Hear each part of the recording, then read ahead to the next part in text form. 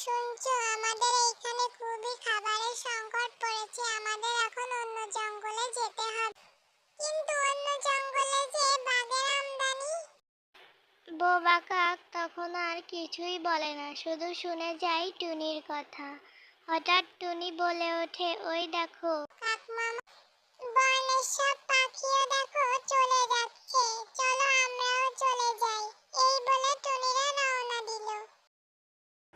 অনেকদিন শিকার করতে পারি না, আজ একটু শিকার করব। হ্যালো। বাঘ মামা চুপি চুপি এটা বলতে থাকে এবং হুট করে সেখানে টুনির ছানা আসে। তখন বাঘ মামা বলে, কি রে, আজ নিজে থেকেই তুই ধরা দিতে এসেছিস? দাঁড়া, তোকে আমি এখনই খাবো। এবং সেখানে হুট করে একটি পরী এসে তাকে বাঁচিয়ে নিয়ে গেল। বন্ধুরা, আমার ভিডিওটি ভালো লাগলে অবশ্যই লাইক, কমেন্ট, শেয়ার করে দাও।